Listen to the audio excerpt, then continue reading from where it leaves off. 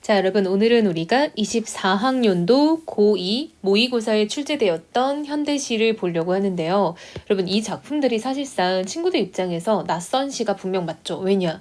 쌤 입장에서도 낯선 시면 우리 친구들 입장에서는 당연히 낯선 시겠죠. 그래서 우리 친구들이 이걸 읽으면서 무슨 말이야? 라고 생각을 했을 수 있을 것 같아요. 근데 특히 이 정일근 시인의 주머니 속의 바다라는 작품은요. 우리 친구들은 아마 처음 봤을 것 같은데 쌤은 이제 시인 자체는 매우 익숙하고 주로 이렇게 뭔가 바다를 소재로 한 시를 많이 쓰는 시인이에요. 근데 우리 친구들이 약간 좀 이런 시를 만났을 때 오히려 어색해하는 게 약간 뭐 윤동주, 이육사 혹은 뭐 김수영처럼 어떤 역사적인 사건 속에서 굉장히 거대한 의미를 쓰는 시는 오히려 잘 해석을 하는 것 같아요. 왜냐? 익숙하니까. 근데 이렇게 뭔가 어떤 역사적인 시대적인 배경이 없고 뭔가 말하고자 하는 바가 뚜렷하다라고 느끼지 못하는 시들, 즉 너무 평범하고 일상적인 얘기를 하는 시들을 우리 친구들은 더 어렵게 여기는 것 같아. 근데 이거는 아마 습관인 것 같아요. 평상시에 공부할 때 뭔가 약간 좀 교과서에서 많이 보고 본인이 익숙한 어떤 패턴들이 아니면은 낯설어서 좀 접근하기 어려워하는,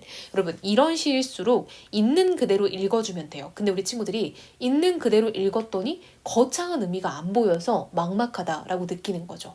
그래서 언제나 좀 우리 친구들이 좀 시를 읽을 때 너무 힘을 주고 읽으면 안 돼요. 근데 제 쌤이 말하는 그 힘을 주고 읽는다라는 게 뭐냐면요. 우리 친구들은 그 시를 읽으면서 바로 자습서, 주석 교과서에 있는 파란 글씨를 도출하려고 노력을 해요. 근데 지금 고등부에 재학하고 있는 친구들이 어떻게 그걸 바로 하겠어요. 한마디로 있는 그대로 사실적으로 읽어내야 된다. 이거를 좀 염두에 두면 좋을 것 같아요. 쌤이 늘 오프라인에서 학생들을 이제 강의를 하면서 늘상 하는 말이에요. 시를 제발 있는 그대로 읽어라. 쌤이 여기서 무슨 내용 같아? 라고 물어보면은 대단한 파란 글씨를 요구하는 게 아닌데 우리 친구들이 우물쭈물 파란 글씨가 안 떠오르니까 대답을 못 하는 거예요. 한마디로 시를 막 정리해서 얘기하려고 하는데 쌤이 바라는 건 그건 절대 아니라는 거죠. 우리 친구들도 언제나 시를 읽을 때 있는 그대로 사실적으로 뽑아내면 좋을 것 같아요. 자, 무슨 말인지 한번 우리가 오늘 시를 보면서 쌤이 좀 더 부연 설명을 해볼게요. 자, 여러분 제목이요. 주머니 속의 바다예요. 여러분 우리가 이렇게 시의 소재가 되는 걸 제재라고 하죠. 그럼 여러분 이 글은요. 주머니 속의 바다가 제재인 거예요. 근데 여러분 말이 안 되죠. 주머니 속에 어떻게 바다가 들어가? 그래서 여러분 이게 바로 개성적이죠. 시인의 어떤 인식이 개성적이고요. 참신한 발상이죠. 그쵸? 특이하잖아요. 그쵸? 이걸 보고 친구들이 뭐 억가예요 이렇게 생각할 수도 있겠죠. 그쵸? 근데 그 억가가 참신하고 개성적인 거죠. 자, 이어서요. 그 마을 사람들은 바다를 주머니에 넣고 다닌다. 여러분 이거 그냥 제목 그 자체죠. 제목 그 자체이자 쌤이 금방 말한 것처럼 굉장히 개성이 드러나는 문장이라고 볼 수 있겠죠. 어떻게 주머니에 바다를 담고 다닌다는 걸까? 설마 하고 물어보면 불쑥 주머니 속에 바다를 꺼내 보여준다. 즉 여러분 우리도 그렇게 생각하잖아요. 엥? 무슨 소리야? 이 설마가 엥 같은 느낌인 거예요. 그쵸? 즉 사람들은 의아함을 느낀다는 거죠. 그게 어떻게 가능해? 라고. 그러면 진짜 바다를 꺼내서 보여준대요. 말이 안 되긴 하죠. 그쵸?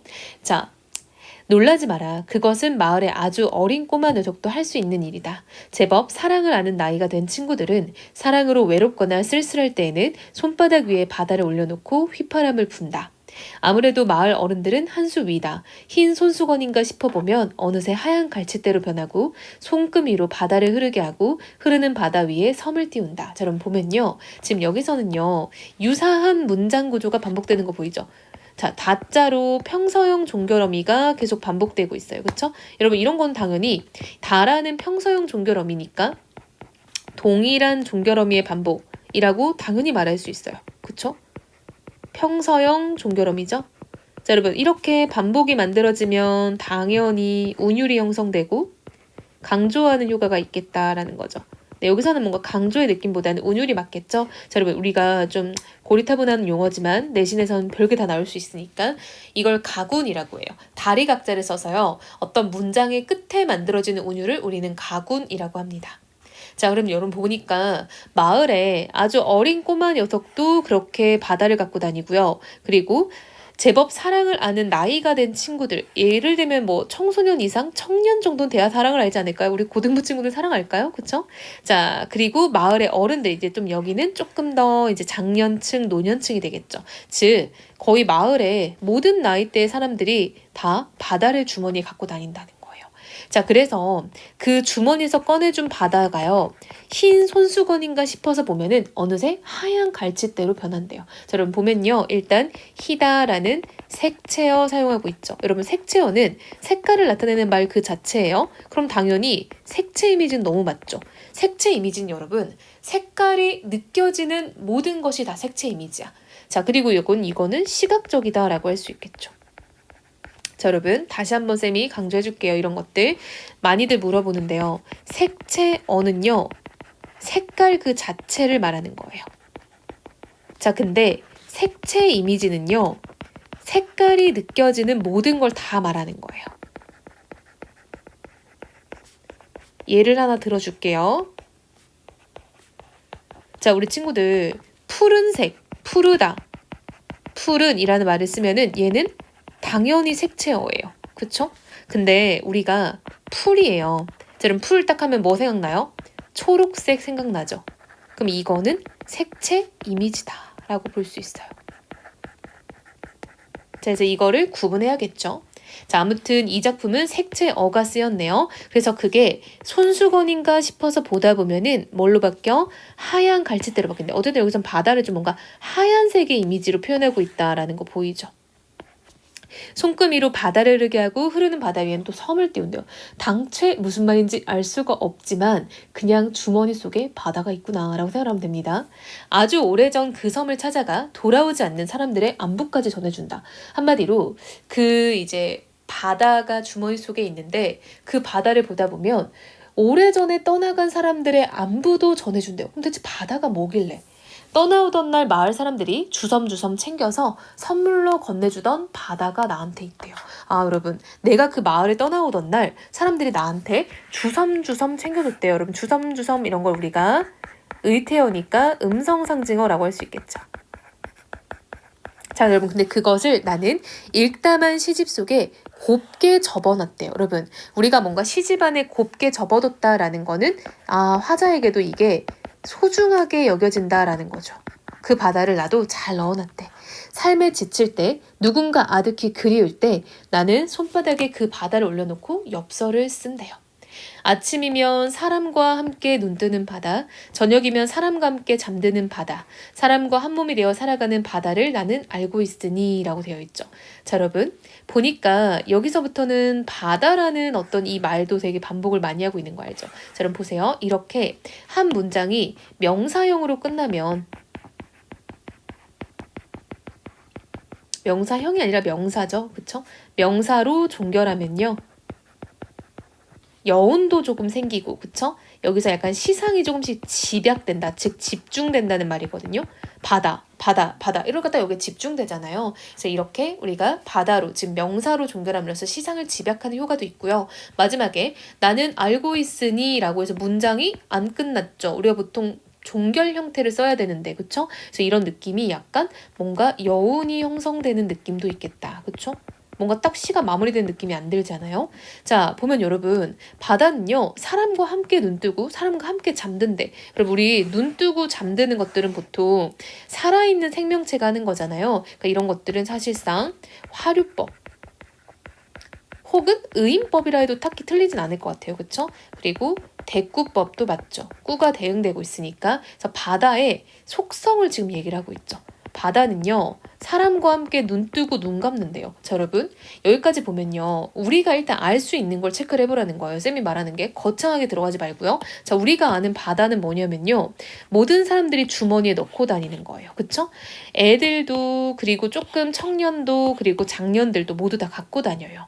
그러면서 아주 오래전에 섬을 찾아가 돌아오지 않는 사람들의 안부도 전해주고요. 내가 떠날 때 나한테 챙겨줬대요. 그걸 나는 잘 곱게 접어놨대. 즉 소중히 여긴다는 거죠. 그래서 나는 누군가가 그립고 삶에 지칠 때 손바닥에 바다를 올려놓는데요.